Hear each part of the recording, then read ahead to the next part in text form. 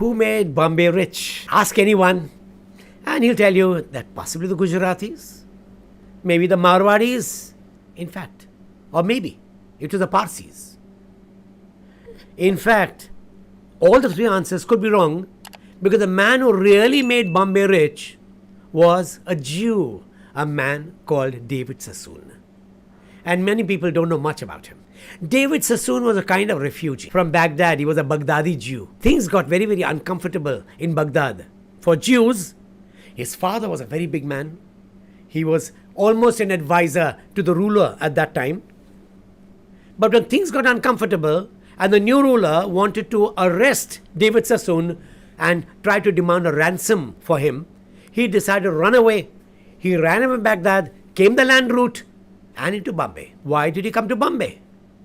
And this is one lesson that many people, politicians and administrators, do not remember. David Sassoon came to Bombay because Bombay had law and order, it had peace, it had all communities coming in together. Business grows when there's law and order, when there's peace, and when there's a mingling of all communities, a lesson that people forget. When David Sassoon arrived in Bombay in 1828, the population was just a few lakhs. In fact, Bombay was not an important city till about maybe 40 years before. But two things happened. Aurangzeb died in 1707. Surat was the most important city then. But with Aurangzeb's death, law and order deteriorated and business ran away from Surat and all of them came to Bombay. Bombay, the British were there. The British promised law and order. The British promised peace. And everyone came here. David Sassoon knew about this and he came here. David Sassoon used to handle textiles and trading in Baghdad. So when he came to India, he asked his British principals, saying, I used to sell your fabric there in the Middle East and the whole of the African continent. Can I continue doing that in India? And the British said, yes, you've been an old friend. Why not? Now, when he started importing textiles and selling in India, he ran into the Parsis who thought they controlled the textile trade. And the Parsis, because they're fair-skinned and spoke English, had been given concessions in almost all the docks, right from the Princess Dock to Balad Estate. And David Sassoon found it difficult to get his ships a parking place, a berth in these areas. So he said that for trading, I'll have to start thinking something different. And that is where he decided that he would build his own port. And that was the Sassoon Dock in Colaba. The dock took a long time to build. And it was finished a few years after his death, completed. But even during when he was alive, he did two important things. One, he set up the dock. And two, he made sure that this was the first dock where the railway line came into the dock. Why?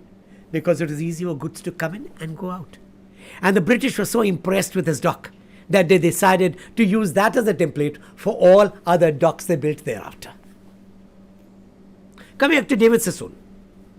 When David Sassoon started working in India, as I said, he was a Jew. He knew Arabic. He knew Hebrew. He knew English, but he refused to speak English. His son spoke English. He said, no, I'm comfortable with my old language.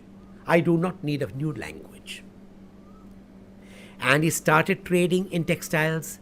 And then you had the beginnings of the American Civil War. And even before it erupted in full bloom, David Sassoon knew there would be problems for England because its cotton came from America. So he told Lancashire, don't worry. Even if it stops, I will send cotton from India because India has huge stocks of cotton. So when the American Civil War actually took place in 1861 till 1865, Sassoon was already settled. He was exporting cotton, importing textiles, and thereby he made sure that he was not out of pocket because he was earning money and spending money. Even before that, he discovered one more business. He found that the Parsis were exporting opium.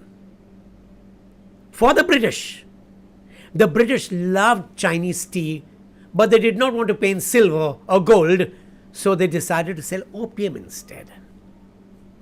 And the Parsis got in the business. David Sassoon also got in the business, And the Parsis and David Sassoon are competing neck to neck in the opium trade, except that David Sassoon did one interesting thing. When he went to China, he made sure one of his sons, Elias, was put in China, and he developed Shanghai. Shanghai's most prosperous area is called the Bund, which is today the swankiest area. At that time, it was a swamp. The Chinese emperor said, "You will not come in the city, we'll give you a land outside the city, in a place called the Bund." And Elias went there, developed the Bund with a man called Kaduri, who later developed Hong Kong. And together, both of them built Shanghai. So the Sassoons were responsible for two big cities, Bombay and Shanghai. And both became rich. Now, when Sassoon came here and he started exporting cotton and importing textiles, the first textile mills came up in India. The first cotton textile mills came up in Calcutta in 1818. The second one came up in Mumbai, 1854. The Tatars also got into a cotton and textile mill in Ahmedabad. He kept on watching this and he realized that textile mills were an advantage because he could use domestic cotton for producing domestic fabric. So he started setting up one textile mill after another. By the time he died, he had set up 17 textile mills in Bombay, accounting for almost 60% of Bombay's employment in these textile mills. At that time, David Sassoon owned all the lands just south of South Bombay, right up to Bhaikula, and he contributed to the building of some of the most prestigious buildings in Bombay. See the chart that you have. And in the chart, you'll find that he built the first synagogue in Bombay. And he built schools, both for education as well as for skill development. And then he built the Masina Hospital that became his first home. Of course, he later moved to Malabar Hill, where he built another big mansion, Sanssouci, and that is where his family stayed. He built another synagogue in Colaba, and of course, the Sassoon Dock, which I've already talked about. And he contributed to the building of the Bank of India and the David Sassoon Library, which is a famous building even today. Sassoon's commitment to education was remarkable. And unfortunately, Sassoon did not like Bombay because the weather was too humid and too hot. So he decided to go to Pune and settle down there. And he left his eldest son, Albert, also known as Abdullah, as the in-charge in Bombay. And if you go to Bhaudaji Museum today, which is next to the zoo, incidentally, all the zoo land belonged to David Sassoon.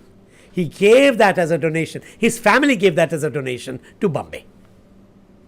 And in Bhaudaji Museum, if you go in there, you'll find a big statue 20 feet high of a man standing. And the placard says, Albert Sassoon, landlord of Bombay.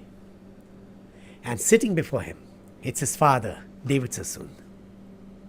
Sassoon went to Pune, and in Pune also he built the first synagogue, he built the hospital, he built a crematorium for the Jews, and schools, skill development centers. And there were two things remarkable with this David Sassoon. He never spoke English, and all his accounts were written in Hebrew. His schools taught Hebrew to the Jews, and those who knew Hebrew were allowed to become accountants with him so that nobody outside the community would know what his accounts were. And this practice was followed by Elias also in Shanghai. When David Sassoon died, Albert took charge. When Albert took charge, he saw his father dead, so he went off to Europe and he got integrated into the richest family of the world called the Rothschilds. He forgot Bombay. His brother, Suleiman or Solomon, took charge, but he died early, and his wife, Sarah, took charge. And this was the first woman looking after a global empire. And Sarah managed it for some time. When she died, the empire disintegrated, and different people took up the different pieces of his empire. But the man who created wealth in Bombay was David Sassoon.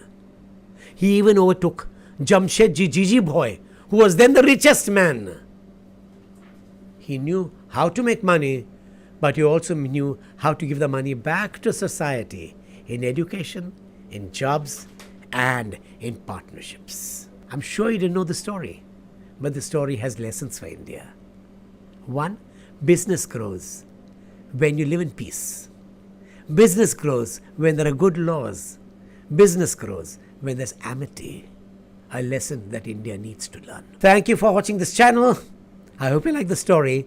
There'll be more stories coming very soon. Keep in touch.